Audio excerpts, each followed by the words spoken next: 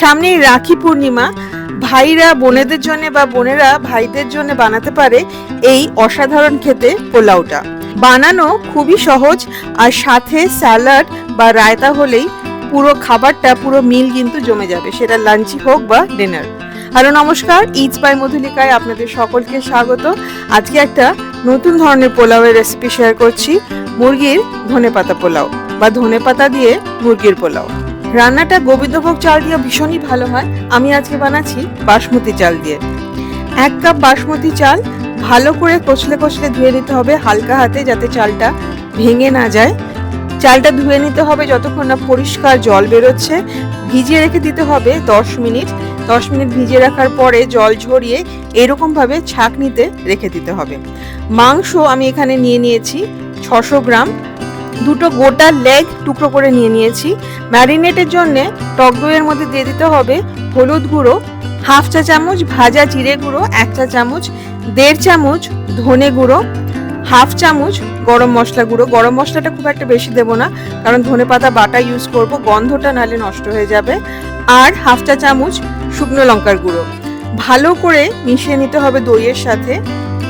এইবারে পুরো মিশ্রণটা মাংসের মধ্যে ঢেলে দিতে হবে, আর মাংসটাকে খুব ভালো করে মাখিয়ে ম্যারিনেট করে নিতে হবে আধ ঘন্টা।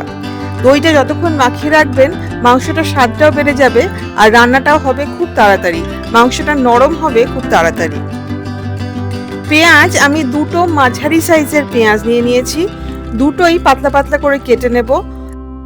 একটা পেঁয়াজ বেরেস্তা বানিয়ে নেব, একটু বড় যেটা সেটা দিয়ে বেরেস্তা বানিয়ে নেব, আর অন্য পেঁয়াজটা লাগবে মাংস রান্না করতে। রান্নাটা শুরু করা যাক। রান্নাটা কিন্তু পুরোটাই সর্ষের তেলে করছি। হ্যাঁ, পোলাও পুরোটাই সর্ষের তেলেই হবে। তেল দিয়ে দিলাম এখানে 1/4 কাপ মতো। প্রথমেই বেরেস্তা বানিয়ে নেব। বেরেস্তাটা আগে দিয়ে বানিয়ে নিলে তেলটা খুব সুন্দর একটা গন্ধ চলে আসে, এই জন্য বেরেস্তাটা মাঝারি থেকে হাই ফ্লেমে ক্রমাগত নেড়ে পেঁয়াজটাকে লাল লাল করে ভেজে নিয়ে বানিয়ে নেব। পেঁয়াজটা ভাজা হয়ে গেছে, তুলে নিচ্ছি। বাকি যে তেলটা আছে সেইটাতেই এবার পুরো রান্নাটা হবে। সাধারণত পোলাওতে আলু দেওয়া হয় না, কিন্তু এই রান্নায় আলুটা খেতে এত ভালো লাগে যে আমি কিন্তু আলু দিচ্ছি। একটা বড় সাইজের আলু 4 টুকরো করে কেটে নিচ্ছি, আর যে আলুটা ছোট সেটাকে 2 টুকরো করে কেটে নিচ্ছি। মোট 6 টুকরো আলু দিচ্ছি আমি এই পোলাওতে। আরেকটা যে পাতলা করে পেঁয়াজ কেটে রাখা আছে সেইটা এবার তেলটার মধ্যে দিয়ে দেব।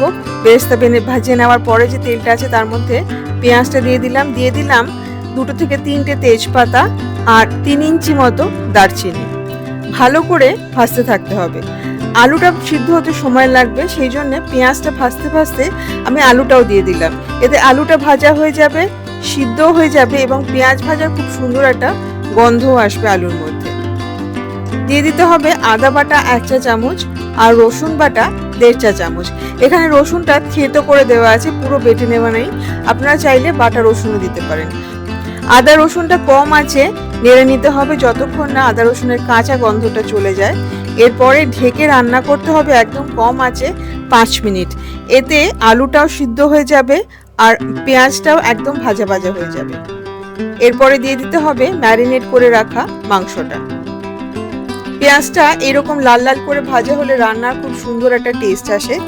মাংসটা দিয়ে দেওয়ার পরে যতটা ম্যারিনেট আছে বাটির মধ্যে সেটাও কাচিয়ে দিয়ে দিতে হবে।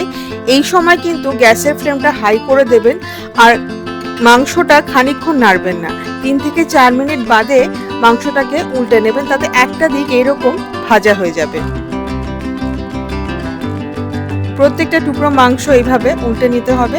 মাংসটাকে এইবারে রান্না করতে হবে একদম কম আছে 6 থেকে 7 মিনিট, যতক্ষণ না মাংসটা 50% মতো সিদ্ধ হয়ে যাচ্ছে। মাংসটা রান্না হতে হতে 2 কাপ ধনেপাতা আর 3টে থেকে 4টে কাঁচা লঙ্কা একসাথে মিহি করে বেটে নিতে হবে। মাংসটা কিন্তু অনেকটা সিদ্ধ হয়ে গেছে। এই সময় দিয়ে দিতে হবে ধনেপাতা কাঁচা লঙ্কা বাটা 2 টেবিল চামচ। ধনেপাতা কাঁচা লঙ্কা বাটা কিন্তু পরেও লাগবে, সুতরাং খানিকটা এখন দিলাম, বাকিটা পরে দেব।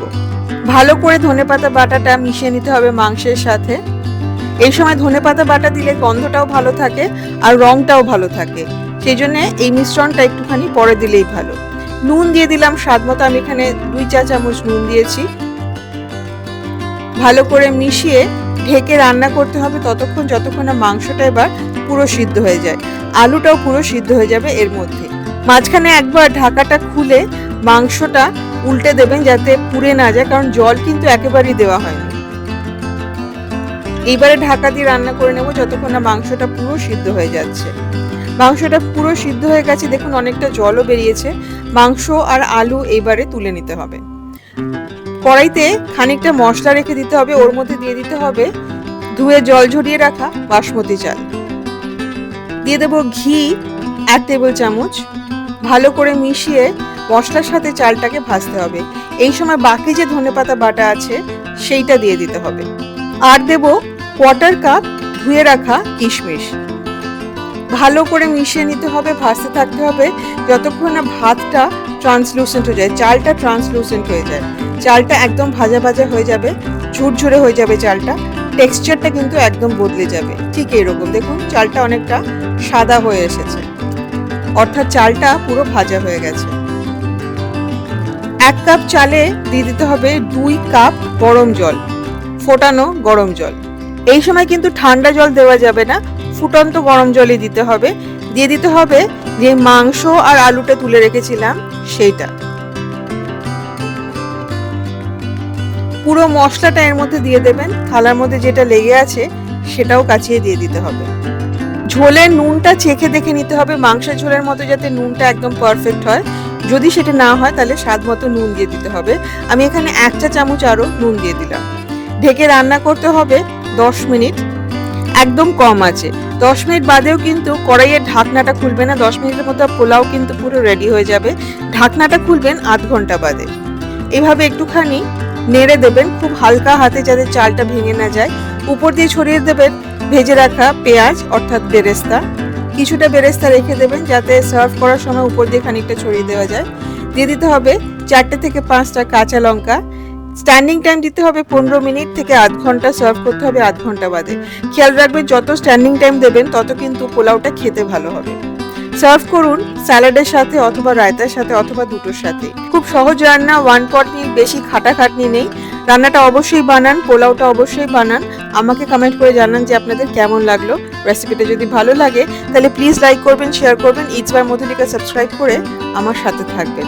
আপনাদের সবার জন্য রাখির অগ্রিম শুভেচ্ছা রইল। ভালো থাকবেন, হ্যাপি কুকিং, থ্যাংক ইউ।